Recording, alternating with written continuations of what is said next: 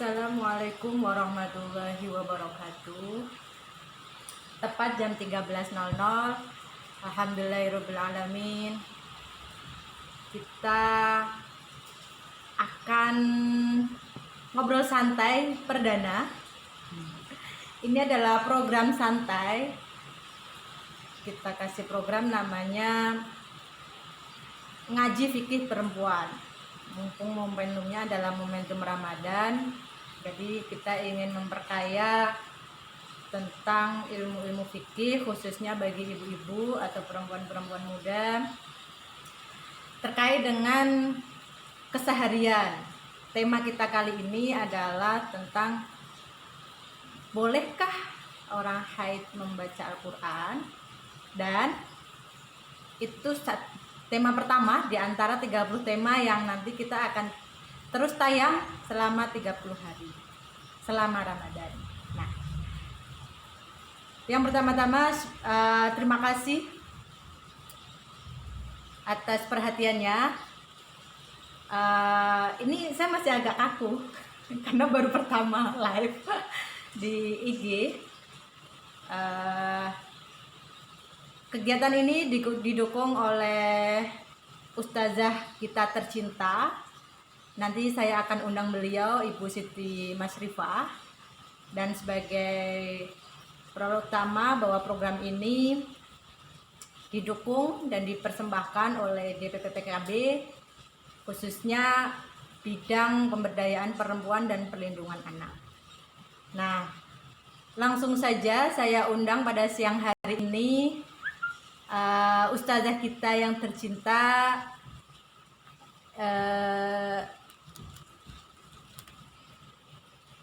Ibu Siti Masrifah. Mana beliau?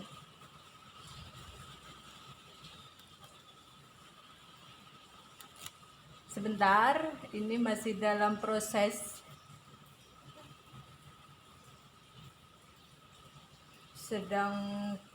live. Sabar ya, karena ini yang pertama jadi masih agak-agak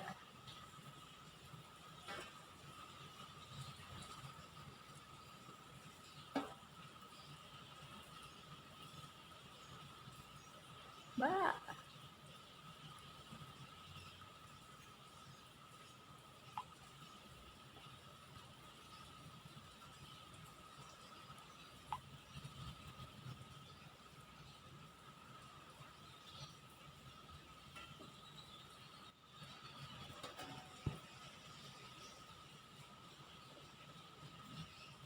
Oke, sambil menunggu sinyalnya Ibu Ustazah, saya akan sedikit memberikan prolog.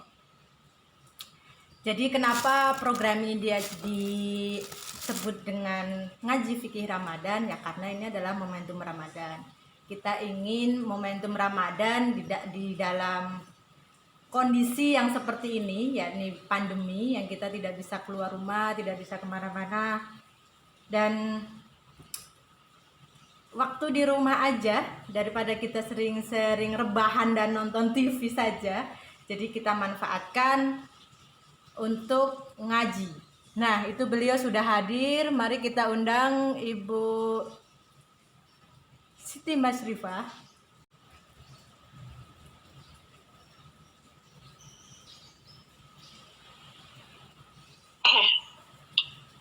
Halo, assalamualaikum. Waalaikumsalam. Masih loading ya Mbak? Di sini hujan deras soalnya. Iya, bisa nggak itu? Ini suaranya sudah terdengar, tapi gambarnya, videonya masih belum. Masih loading begitu. Kalau di tempat Mbak Cipa sudah nyambung kah? Gambarmu yang udah jelas, gambar kurung jelas. Berarti sebentar nih aku pakai satunya coba. Oke. Coba tak pakai HP yang satu deh. Oke. Jadi sedikit prolog, Ibu Siti Masrifah ini adalah Ketua Bidang Pemberdayaan Perempuan dan Perlindungan Anak DPP PKB.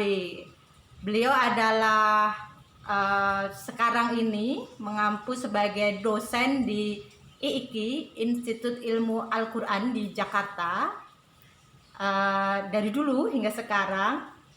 Dan juga beliau adalah anggota DPR RI Dapil Tangerang, Dapil Banten 2 kalau nggak salah, Kota Tangsel dan Tangerang, tapi periode 2014-2019 kemarin beliau belum terpilih. Nah, mumpung beliau tidak punya kesempatan sebagai anggota DPR RI untuk saat ini, kita ambil manfaatnya, kita ambil ilmu-ilmunya ya. Kita akan belajar bersama selama 30 hari di bulan Ramadan. Oke, kita gabung lagi, kita undang lagi beliau.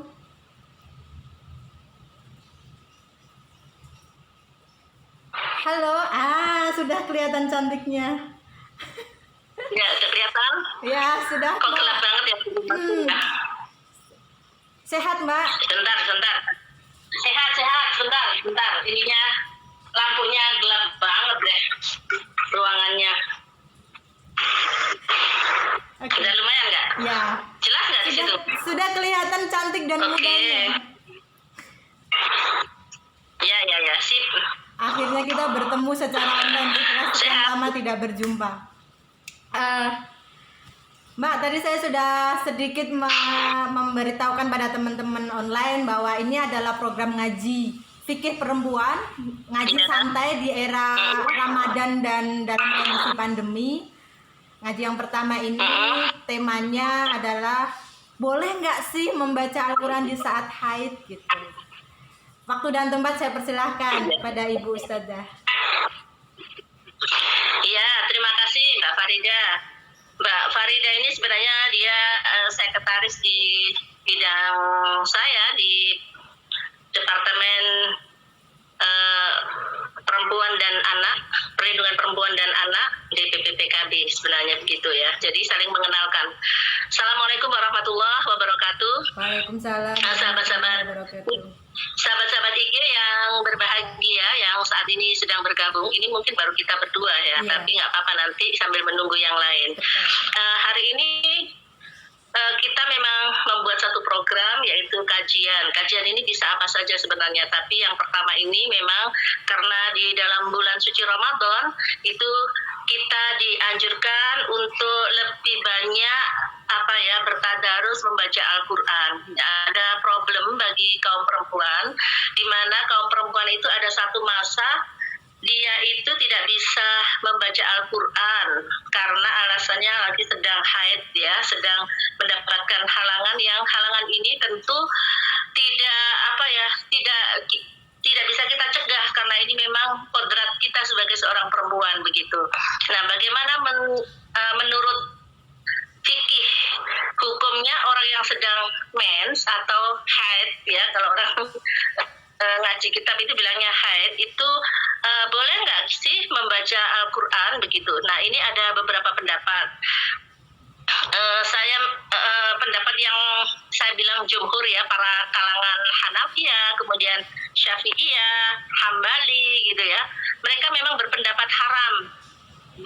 Bukan hanya wanita yang sedang haid, tetapi juga wanita yang nifas untuk membaca Al-Quran. Apa yang dipakai dalil oleh ulama jumhur? Ini ada beberapa sebenarnya dalilnya. Yang pertama, dalilnya ada hadis yang diriwayatkan oleh Tirmidzi. Hadis itu mengatakan la taqra'il haidu walal junubu syai'an. Nah, janganlah engkau membaca Al-Quran dari Al-Quran ketika engkau dalam keadaan baik itu haid maupun dalam keadaan junub atau belum mandi besar begitu. Nah, yang membedakan ini ada ulama bertiga ini, Hanafi, Hambali, kemudian Syafi'i. Mereka berpendapat bedanya ada di kadar sahabat-sahabat IG pada kadar bacaan. Yang pertama, kalau Hanafi, kalau niatnya untuk kiroah ngaji ya, walaupun kurang satu ayat saja dia tidak membolehkan. Tetapi kalau diniatkan untuk berdoa, mau berzikir, nah itu dibolehkan. Nah, jadi ya, ini Hanafi mengatakan kalau niatnya untuk membaca qori'ah gitu, itu tidak boleh walaupun kurang dari 1 ayat. Yang dibolehkan apa? Yang dibolehkan kalau dia niatnya untuk zikir dan berdoa. Ini Hanafi. Kemudian Syafi'i, kalau Imam Syafi'i mengatakan begini, qiraah itu ya memandang Al-Quran. Setelah Al-Qurannya dipandang, itu dilafadzkan dengan suara. Terdengar suaranya, dikeraskan suaranya. Nah, ini tidak boleh. Jadi kok memandang Quran, membuka mushaf, dipandang, kemudian dibaca secara jelas, secara terang, itu tidak boleh. Gimana Imam Syafi'i memandang kalau seandainya baca Qurannya itu ya udah Qurannya dibuka sekilas gitu, bacanya di dalam hati. Nah, ini kalau menurut Imam Syafi'i dibolehkan. Membuka Quran sekilas dia pandang, terus dia baca tapi di dalam hati, ini dibolehkan kalau Imam Syafi'i. Yang penting tidak berucap ya. Ini. Halo? Yang penting tidak berucap kalau gitu ya kalau Imam Syafi'i. Oke. Iya. Ini nanti saya bedakan ada pengecualian. Ini kan ada 2 pendapat yang membolehkan dan pendapat yang tidak membolehkan. Nah, ini saya kupas dulu pendapat jumhur ulama ini yang terdiri dari 3, yaitu tadi Hanafi, Syafi'i, kemudian Hambali. Ini berbedanya di kadar ya tadi ya. Kalau Hanafi kadarnya walaupun kurang dari 1 ayat dia tidak membolehkan. Tetapi kalau diniatkan untuk doa atau zikir dibolehkan. Kalau Syafi'i mutlak nggak boleh. Nggak bolehnya gimana? Nggak boleh kalau buka mushaf dibaca dengan keras. Itu nggak boleh dia. Syafi'i ya. Kalau gimana Bu Masyrifah kalau kemudian buka Quran cuma dia pandang sekilas kemudian dia baca di dalam hatinya, itu boleh. Karena tidak sampai dikeluarkan suaranya dan dia tidak memegang Al-Qur'annya, hanya memandang sekilas doang begitu ya. Ini. Nah, Hambali beda lagi. Kalau Hambali kurang dari 1 ayat dibolehkan. Hambali ini kurang dari 1 ayat boleh. Kemudian apalagi yang dibolehkan? Yang dibolehkan lagi kalau dia ayat-ayat yang ada di dalam doa. Kan banyak tuh kalau kita habis sholat biasanya baca doa tuh. Potongan ayat itu yang Rabbana wa fid dunya hasanah wa fil akhirati hasanah wa qina adzabannar. Ini doa. Biasa kita baca kalau habis sholat, orang bilangnya doa sapu jagat ya. Iya. Nah, itu dibolehkan. Kemudian lagi ada orang meninggal. Si A meninggal nih. Musim corona. Gitu. Ada yang meninggal.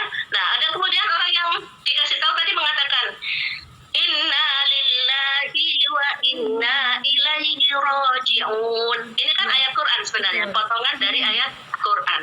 Tapi ini diniatkan untuk berdoa. Nah, kalau seperti ini kata Imam Hambali dibolehkan. Ya, dibolehkan. Jadi sebenarnya jumhur bertiga tadi haram hukumnya, tapi ada kadar keharamannya tadi, ada kadar yang diukur. Ya, ini yang pertama.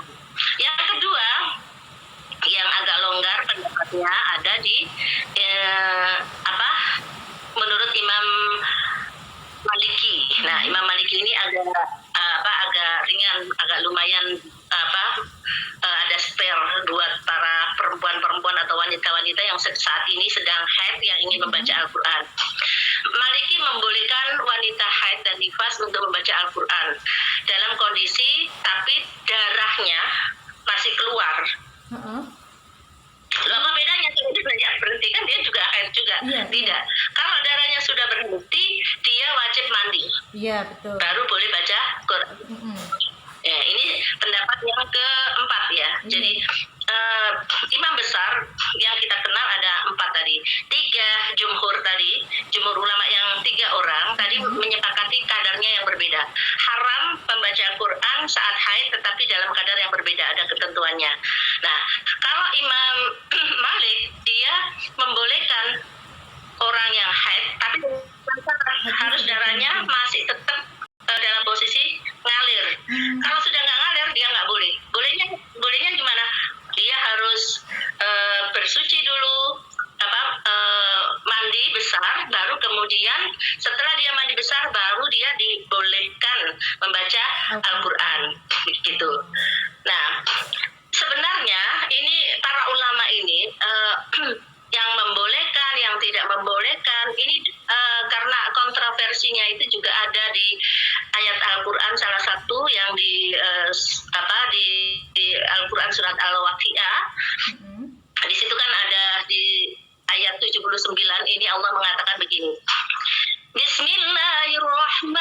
rahim la yamassuhu illal mutahharun. Itu. Ya, jadi ketika dikatakan bahwa la yamassuhu illal mutahharun, tidak dibolehkan menyentuh hunya itu adalah ke Al-Qur'an illal mutahharun, kecuali orang-orang yang suci. Nah ini memang saya lihat di beberapa kitab di dalam beberapa kitab yang ada di kitab-kitab tafsir maupun kitab fikih, ya, itu di situ disebutkan bahwa ada perbedaan soal mutahhar.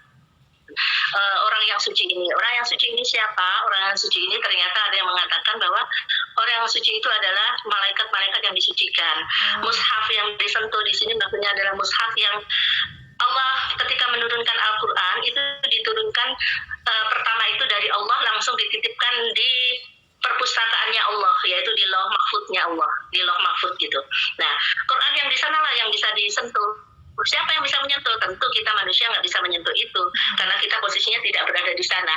Yang bisa menyentuh adalah malaikat-malaikat yang sudah disucikan oleh Allah. Jadi terhindar dari sentuhan-sentuhan setan, terhindar dari sentuhan-sentuhan hal-hal yang kotor, yang tidak mulia, gitu, seperti itu. Ada yang mengatakan bahwa menyentuh ini, ada yang bertanya, ya berarti kalau membacanya boleh, Mbak? Kan yang dilarang menyentuhnya bagaimana? Nah itu ya. Jadi ini saya lagi menjelaskan. Jadi ini kontroversinya ada di ayat Al-Quran surat Waqiah ayat 79. La yamassuhu illal mutahharun gitu. Jadi tadi dilarang menyentuh. Sekarang zaman sudah Maliki mengatakan begini, Maliki membolehkan bagi wanita yang mengajar belajar Al-Quran, baik menyentuh maupun sebagian, kan itu la yamassuhu itu menyentuh sebenarnya, jangan engkau sentuh gitu ya. Al-Quran itu dalam keadaan engkau tidak suci begitu. Nah, ini kalau Imam Malik ada pengecualian, dibolehkan membaca dan menyentuh bagi orang-orang yang dia dalam kondisi head atau men, ya, dalam kondisi head atau men. Jadi boleh dia, baik itu keseluruhan. Jadi niatnya apa tadi? Niatnya belajar. Niatnya apa tadi? Guru ngajar. Nih saya mau ngajar ngaji nih, saya keadaan men, masa saya nggak boleh ngajar ngaji? Gara-gara saya nggak boleh menyentuh. Nah, jadi ini ikut mazhab Maliki. Imam Maliki masih membolehkan menyentuh maupun membaca. Kalau gitu, kalau yang pendapat yang mengharamkan tadi gimana, Bu Masyrifah? Gitu. Kalau pendapat yang mengharamkan, ya tetap mutlak kalau menyentuh nggak boleh. Nah, hanya perbedaannya yang nggak boleh ini nyentuh yang mana? Quran yang mushaf yang tadi saya bilang dititipkan di Lauh Mahfud oleh Allah, yang diturunkan sekaligus 30 juz, apa Quran yang sekarang ada di dunia yang dicetak oleh manusia gitu ya, oleh percetakan itu, apakah itu mushaf? Yang itu yang nggak boleh disentuh dalam kondisi kita tidak suci begitu. Nah, jadi ini sudah ya, tadi sudah saya jawab bagaimana, boleh kan Mbak yang dilarang kan menyentuhnya. Jadi sudah, sekarang begini, kalau kita mau baca Al-Quran, niatkan untuk belajar. Misalnya saya ini masih harus belajar Quran terus, jadi diniatkan untuk belajar, ya, niatkan untuk belajar. Dan begini, asal hukum itu semua dibolehkan. Ya, kalau kita membaca beberapa kitab itu di situ disebutkan bahwa asal hukum itu boleh, selama tidak ada hukum yang melarang secara gamblang atau secara sahih gitu. Ada beberapa hadis yang dipakai oleh para ulama fikih untuk mengatakan, misalnya gini ya, ada hadis yang la taqra'il haidu walal junubu syai'am minal Qur'an. Tadi saya sampaikan seperti itu ternyata di situ ada perbedaan ulama bahwa memang hadis ini hadis tidak sahih ya, karena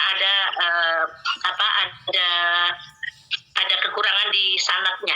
Jadi ada sanadnya, tadi ada yang mengatakan ini hadis dhaif gitu ya. Jadi ada beberapa keterangan soal hadis itu yang kemudian hadis ini dinyatakan bahwa itu tidak bisa dipakai untuk dasar hukum kalau hadisnya tidak sahih begitu. Jadi yang mengatakan itu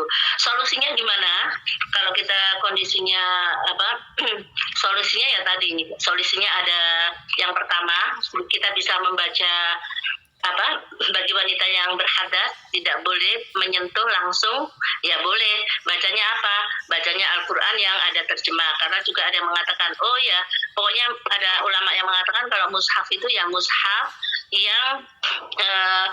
yang di dunia. Kalau seandainya ada yang berpegang mushaf yang nggak boleh disentuh itu yang di dunia, ya sudah nggak usah pegang mushafnya. Ya, mushaf itu apa? Mushaf itu yang tidak ada gabungan tafsir tulisan-tulisan yang lain. Kalau selama misalnya Quran terjemah atau apa itu bukan ada yang boleh itu boleh disentuh yang itu, karena itu. Nah, sekarang zaman now anak-anak ABG, anak-anak milenial, kita semua bahkan ibu-ibu milenial ibu-ibu tapi masih milenial, ini bisa memanfaatkan HP. Nah, HP ini Quran yang ada di HP itu kan juga ada yang menyebut itu bukan mushaf gitu, karena itu bentuknya aplikasi yang bisa disentuh dan bisa hilang kapan saja. Kalau kemudian itu dinyatakan mushaf, yang Quran yang ada di HP, itu tentu kita nggak boleh sembarangan dong bawa HP di kamar mandi, dibawa HP-nya, bahkan duduk termenung, bukan melamun, tapi bawanya HP di dalam kamar mandi. Nah, ini saya kira beberapa hal. Nah, itu tadi ada yang tanya juga Quran digital ya. Iya, betul. Udah kejawab ya bahwa banyak yang tanya. Solusinya. Ya, terima kasih Mas Miftahul Aziz. Banyak yang sudah bergabung di pengajian ini. Alhamdulillah ya. Jadi tadi ada beberapa pendapat ulama yang dilarang adzan haid, lalu bagaimana cara membacanya? Ya sudah membaca saja. Kalau dari sekian itu ulama baik yang membolehkan maupun yang tidak membolehkan, masih ada rukhsah atau keringanan bagi untuk orang yang menghafal Al-Quran. Ini dibolehkan baik dia untuk mentakrir Al-Qurannya, walaupun dia dalam kondisi haid atau mens ya. Jadi dibolehkan mentakrir hafalan Al-Qurannya walaupun dalam keadaan haid atau mens ya, begitu. Jadi tadi sudah ada beberapa pertanyaan yang saya sudah baca itu. Terima kasih. Ini ada pertanyaan Mbak, ini ada pertanyaan. Ada pertanyaan. Ada lagi yang bergabung tuh, terima kasih banyak yang bergabung. Nah, ada pendapat Syekh Abdul Rahman bin Nasir Al-Bara dalam dia mengatakan secara zahir Al-Quran yang ada di gadget berbeda dengan mushaf Al-Quran. Ya, jadi Al-Quran yang berada di gadget tidak berupa tulisan yang bisa dibaca, tadi sudah saya sampaikan, tidak berupa tampilan-tampilan, ya, tentu terdiri dari huruf-huruf yang dimunculkan yang bisa dihapus kapan saja. Dibolehkan membaca Al-Quran yang ada di HP dan bahkan mendengarkan lantunan rekaman Al-Quran tanpa syarat toharoh, ya, tanpa syarat bersuci, ya. Jadi kalau kita dalam keadaan nggak mens juga dibolehkan tetap membaca Al-Quran yang di HP itu. Jadi ini memudahkan ternyata teknologi kita ini. Jadi itu tadi pendapat Syekh Abdul Rahman bin Nasir Al-Bara, ya. Dia mengatakan begitu. Ada beberapa ulama fikih dan ulama tafsir yang mengatakan seperti itu. Kemudian ini tafsir tadi kan surat Al-Waqiah ayat berapa tadi, 79 ya. Itu di situ ada pakar fikih Profesor Dr. Wahbah Az-Zuhaili dan pakar tafsir juga itu, dia mengatakan kenapa sih orang tidak boleh menyentuh Al-Quran. Ya, dia mengatakan yang nggak boleh disentuh itu Al-Quran dua-duanya, baik itu Al-Quran yang ada di Lauh Mahfuz maupun Al-Quran yang ada di dunia yang saat ini, gitu. Kecuali orang-orang yang disucikan. Yang disucikan menurut Wahbah Al-Zuhaili, dia mengatakan bahwa hanya kalau yang di Lauh Mahfuz tentu hanya malaikat yang boleh menyentuh. Siapa malaikat itu? Malaikat itu adalah para malaikat itu yang mulia, yang terbebas dosa, yang telah disucikan oleh kesalahan-kesalahan malaikat itu. Nah, kalau manusia tentu karena itu adalah dia mengatakan Al-Quran itu terjaga, tertulis pada kitab yang di sisi Allah, dikatakan bahwa itu ada baik di Lauh Mahfuz, dikatakan juga ini mushaf yang di hadapan kita, karena ini adalah yang sesuatu yang mulia, maka membacanya keadaan suci. Ini tadi ada beberapa. Kemudian ada di tafsir Dr. Saleh bin Abdullah bin Humaid, Imam Masjidil Haram. Udah habis ya waktunya, 5 menit lagi. Al-Quran itu di situ beliau mengatakan bahwa manfaatnya agung, kebaikannya banyak, ilmunya berlimpah. Jadi yang dimaksud orang suci ada 2 di situ dikatakan di ayat itu, menafsirkannya satu malaikat, yang satu yang tidak sedang hadas besar maupun kecil. Ya, ini jadi ada beberapa pendapat itu. Saya kira itu beberapa hal, apalagi ternyata selamat datang ya, teman-teman yang lagi bergabung, Mbak Alifa bergabung, dan yang lain-lain sedang bergabung juga. Terima kasih sudah bergabung. Ternyata panjang juga ya terkait dengan hukum apakah orang haid boleh membaca Al-Quran. Banyak pertanyaan yang muncul dan tadi sudah dijelaskan sama Mbak Cipa. Di antaranya adalah bagaimana hukumnya seorang ibu yang dia lagi haid tapi harus mengajarkan ayat-ayat Al-Quran pada anaknya, kan begitu. Tadi sudah disampaikan bahwa kalau untuk belajar mengajar boleh, ternyata kan begitu. Meskipun sedang haid, ibunya boleh mengajarkan ayat Al-Quran lebih dari 1 ayat kepada anaknya. Di antaranya lagi, bagaimana hukumnya kalau kita membawa Al-Quran, membuka Al-Quran terus kemudian dibawa masuk ke ini agak melenceng dari tema. Dia membawa HP yang di HP-nya ini membuka Al-Quran, tapi dia masuk ke kamar mandi gitu. Karena kita kan seringnya tiba-tiba pengen kamar mandi tapi bawa Quran. Ada pertanyaan seperti itu. Kalau begitu bagaimana, Mbak? Qurannya maksudnya Quran HP ini yang dibawa? Quran HP, iya. Halo? Iya. HP-nya yang dibawa? Iya, betul. Loh, kalau HP-nya ya nggak apa-apa, makanya cepetan dikeluarkan aja. Itu kan sebelum masuk sudah bisa mengeluarkan dari. Jadi sebelum masuk ya. biar kita tidak melanggar. Begitu jawabannya. Ini kan nanti ada kalimat-kalimat kalau kita buka, tetap buka. Yang ditutup dulu itu HP-nya, baru kemudian bawa ke. Saya tadi bercerita bahwa ini tidak termasuk mushaf. Ya, ada pendapat tadi Syekh Abdurrahman bin Nasir Al-Bara tadi, dia mengatakan bahwa Al-Quran yang ada di HP itu bukan mushaf, jadi boleh dibaca dalam keadaan didengarkan suaranya juga boleh gitu. Nah, syaratnya apa ya tadi, kalau mau ke kamar mandi ya ditutup dulu, jangan dibawa-bawa. Maksudnya jangan dalam keadaan terbuka. Jangan dibuka Saya juga sering ya, juga itu bawa-bawa. Oke. Nah, waktunya sudah tinggal 2 menit, Mbak. Terakhir sebelum penutupan. Jadi kalau suaranya hilang-hilang, Mbak Farida. Sinyalnya hilang-hilang. Oke. Kita geser sedikit. Yang terakhir. Jadi kalau ada seorang ibu yang dia meyakini karena tadi ada perbedaan para ulama ya, dan kebetulan seorang ibu itu dia meyakini kalau sedang haid dia tidak boleh membaca Al-Quran. Nah, apa yang bisa dia lakukan selama Ramadan ini ketika dia haid gitu? Kan biasanya tadarus. Oke. Nah, ada nggak yang bisa dilakukan selain membaca Al-Quran gitu? Iya. Silahkan, Mbak. Jadi di bulan suci Ramadan ini ada 2 amalan yang wajib. Apa itu yang wajib? Amalannya di bulan suci Ramadan. 1, puasa wajib, kecuali bagi orang-orang yang ada di dalam Al-Quran yang boleh meninggalkan puasa. Yang kedua, yang wajib juga adalah zakat. Ya, sampai kemudian sebelum meninggal dia. Kalau tiba-tiba sebelum pokoknya masih berumur, punya umur di Ramadan wajib zakat. Ini amalan yang lain itu adalah sunnah, memperbanyak. Kalau nggak bisa baca Quran, ada yang meyakini, Bu Mas Yufan, saya yakin ini. Saya kan dari dulu orang tua saya ngelarang saya untuk baca Quran kalau saya mens. Ya nggak apa-apa. Wong fikih itu juga begitu. Fikih itu adalah hasil ijtihad manusia. Kalau ijtihad itu kalau benar itu nilainya 2. Tapi kalau salah dia dapat nilai 1, cuma nilai pahala ijtihad. Jadi ada 2 pahala yang didapat oleh yang berijtihad. Kan kemudian dia mengikuti salah satu ijtihad ulama tadi. Jadi silakan aja, boleh, silakan. Apa yang dilakukan di bulan suci Ramadan? Banyak. Bersolawat kepada Nabi, zikir dengan Asmaul Husna, kemudian beramal. Ini sekarang saat ini lagi musim stay at home, jadi ngapain aja ibu-ibu ini. Jadi gini, amalan ibadah apalagi kalau kemudian ini lagi kumpul dengan keluarga.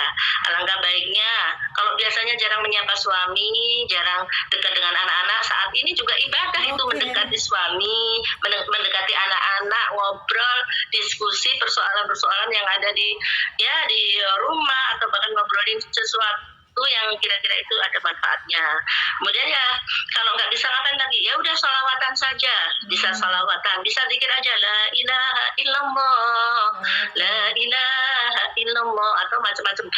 Oh udah, jangan, nggak kekurangan amalan di bulan suci Ramadan ini, asal dilaksanakan dengan baik. Oke. Ya saya kira itu, Mbak. Oke. Terima kasih Mbak Cipa, tidak perlu saya simpulkan, singkat, padat, dan bermanfaat. Insya Allah bisa sangat bermanfaat untuk kehidupan di sehari-hari. 30 menit, 31 menit sudah berlalu. Terima kasih Mbak Cipa, sehat selalu, untuk bertemu besok siang dengan tema yang berbeda. Kalau mau gabung lagi besok ya. Iya, ada Jam beberapa 13 pertanyaan. sampai Jadi ada 13.30. beberapa pertanyaan yang belum sempat dijawab. Nanti mungkin akan disampaikan besok hari. Oke, siap. Terima kasih. Makasih. Assalamualaikum warahmatullahi wabarakatuh.